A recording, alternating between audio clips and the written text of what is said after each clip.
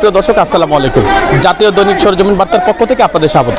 সুপ্রিয় দর্শক, আপনারা জানেন যে এটা হচ্ছে ব্রাহ্মণবাড়িয়া জেলার কসবা উপজেলার যে শহীদ স্মরণিকা যে উচ্চ বিদ্যালয়, আমরা এখন আছি সেই উচ্চ বিদ্যালয়ে। এখানে এমন একটি ঘটনা ঘটেছে যে এই স্কুলের একজন ভালো শিক্ষককে তারা অতর্কিতভাবে রাতের অন্ধকারে হামলা করে এবং ওনাকে আহত করে বর্তমানে তিনি ঢাকা হার্ট ফাউন্ডেশনে ভর্তি রয়েছেন। আমরা কথা বলার চেষ্টা করব এই স্কুলের ম্যানেজিং কমিটির সদস্য, শিক্ষক এবং ছাত্রছাত্রীদের প্রতিক্রিয়া জানাবো।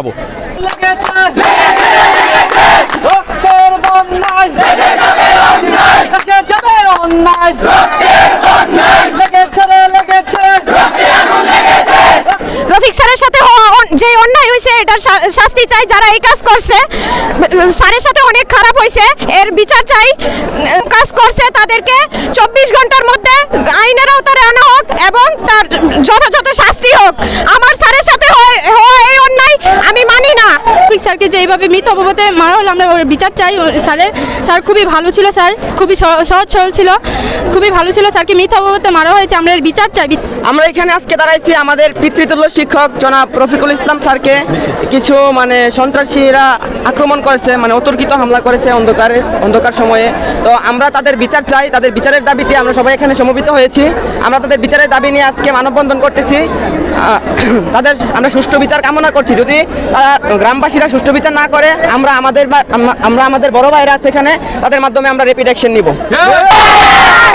উনার উপরে যে হামলা হয়েছে সেটার জন্য আমি তীব্র প্রতিবাদ জানাচ্ছি। এবং উনি যে সৎ চরিত্রের মানুষ, আপনারা দেখতে পাচ্ছেন যে উনি জয়েন করছে 1994 সালে, উনার সেই ব্যাচের স্টুডেন্টরাও আসছে। আমরা ওইটার তীব্র প্রতিবাদ জানাই এবং যারা ওনার উপর আক্রমণ করছে তাদের সুষ্ঠু বিচার আমরা দাবি করতেছি। শহীদ স্মরণিকা উচ্চ বিদ্যাপীঠের সিনিয়র শিক্ষক জনাব রফিকুল ইসলাম গ্রামের মধ্যে কিছু সংখ্যক দুষ্কৃতিকারীদের দিয়ে একটি অনাকাঙ্ক্ষিত ঘটনা ঘটেছে। আমরা এই প্রতিষ্ঠানের পক্ষ থেকে তার সুষ্ঠু বিচার দাবি করছি। আসসালামু আলাইকুম। আমাদের এই শহীদ স্মরণিকা উচ্চ বিদ্যাপীঠ হাজিপুর স্কুলের সম্মানিত সিনিয়র শিক্ষক, আমার শ্রদ্ধাভাজন শিক্ষক জনাব রফিকুল ইসলাম স্যারকে রাতের অন্ধকারে এক দুর্ধর্ষরা স্যারকে অপমানিত করে, লাঞ্ছিত করে আজ স্যারে ঢাকা হার্ট ফাউন্ডেশনে ভর্তি আছেন। আমরা স্যারের সুস্থতা কামনা করছি। পাশাপাশি অত্র স্কুলের সাবেক প্রাক্তন ছাত্র, বর্তমান ছাত্র, শিক্ষক, অভিভাবক সকলে মিলে স্যারের এই যে দৃষ্টান্তমূলক শাস্তির দাবিতে আমরা এখানে একত্রিত হয়েছি। যারা স্যারকে এই বর্বরতার সহিত যে ঘটনা ঘটিয়েছে আমরা তার নিন্দা জানাই। পাশাপাশি এই ঘটনার সুষ্ঠু তদন্তের মাধ্যমে আপনারা যারা মিডিয়া আসছেন, যারা শুনছেন, সকলের কাছে আমাদের দাবি আপনারা জেনে শুনে তার একটা সঠিক বিচার করবেন, সেটা দাবি করছে আমাদের বিদ্যালয়ের পক্ষ থেকে। সন্ত্রাসী বাবুলকে এই স্কুল থেকে আজীবনের জন্য অবাঞ্ছিত ঘোষণা করা হলো। এই স্কুলের আঙিনায় তার কোনো পায়ের চাপ পড়তে পারবে না।